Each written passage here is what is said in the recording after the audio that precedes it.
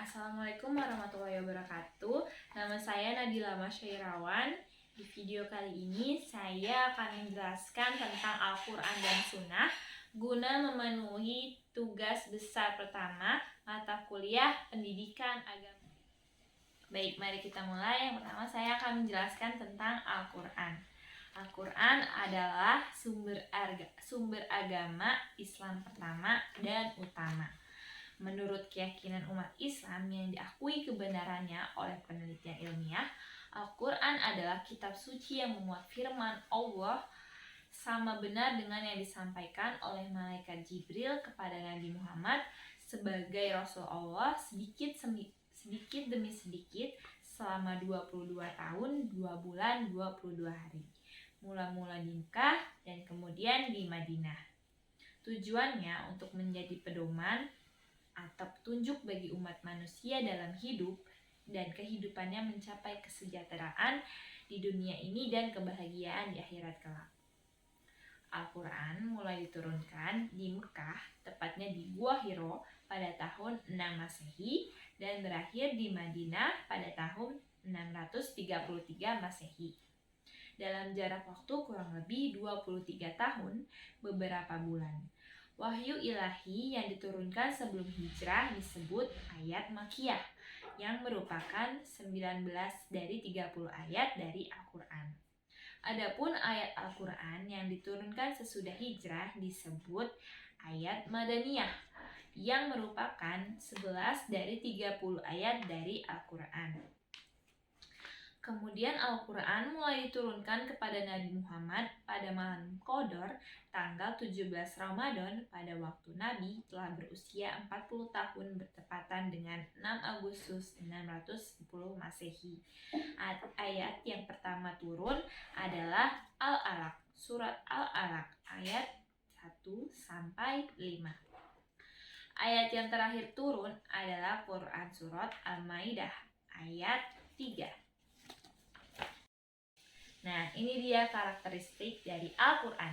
Yang pertama, ada lafaz dan maknanya datang dari Allah dan disampaikan kepada Nabi Muhammad SAW melalui malaikat Jibril dengan jalan wahyu. Dan yang kedua, ada bahwa Al-Quran diturunkan dengan lafaz dan gaya bahasa Arab. Dan yang ketiga, bahwa Al-Quran disampaikan diterima dengan jalur tawatur yang menimbulkan keyakinan dan kepastian tentang kebenarannya. Dan ini adalah isi kandungan dari Al-Quran.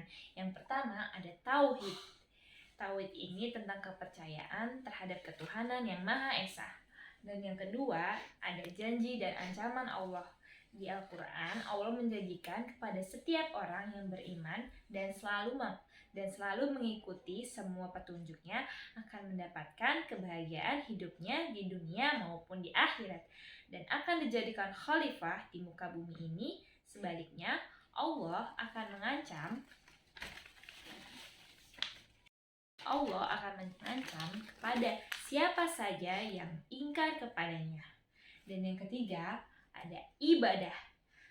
Dan yang keempat ada jalan mencapai kebahagiaan. Dan yang kelima ada cerita-cerita atau sejarah umat manusia sebelum Nabi Muhammad SAW. Nah, kali ini saya akan menjelaskan tentang sunnah. Secara etimologi, al-sunnah yaitu cara atau jalan yang terpuji ataupun tercela. Menurut Profesor Dr. Suparman Usman, al-sunnah adalah perkataan, perbuatan, dan penetapan Nabi Muhammad SAW merupakan penjelas atau bayan terhadap Al-Quran. Fungsi sunnah dan hadis. Yang pertama, ada menjelaskan hukum yang telah dinyatakan Al-Quran. Maksudnya, menjelaskan hukum yang telah dinyatakan dalam Al-Quran. Penjelasan hadis terhadap Al-Quran itu bisa berupa pengkhususan sesuatu yang umum atau pemukayyadan sesuatu yang mutlak atau lainnya. Yang jelas, hadis itu menerangkan atau memerincikan suatu hukum yang dinyatakan dalam Al-Quran secara umum ataupun global. Yang kedua, ada memperkuat hukum yang telah dinyatakan oleh Al-Quran. Dan yang ketiga, menjelaskan sumber hukum yang mandiri atau independen. Ini maksudnya fungsi ketiga dari hadis adalah menjadi sumber hukum yang mandiri. Hadis itu menetapkan suatu hukum yang belum ada ketetapannya dalam Al-Quran. Jadi, dengan demikian, hadis secara independen menentukan hukum tanpa ada sumbernya dari Al-Quran. Dan saya akan menjelaskan tentang macam-macam sunnah dan hadis. Yang pertama, ada sunnah qauliyah. Sunnah qauliyah itu hadis-hadis yang diucapkan langsung oleh Nabi Shallallahu Alaihi Wasallam dalam berbagai kesempatan terhadap berbagai masalah yang kemudian dinukil oleh para sahabat dalam bentuknya yang utuh seperti apa yang diucapkan oleh Nabi tersebut. Contoh sunnah qauliyah misalnya yaitu sesungguhnya semua amal itu didasarkan pada niat dan setiap orang akan memperoleh apa diniatkan.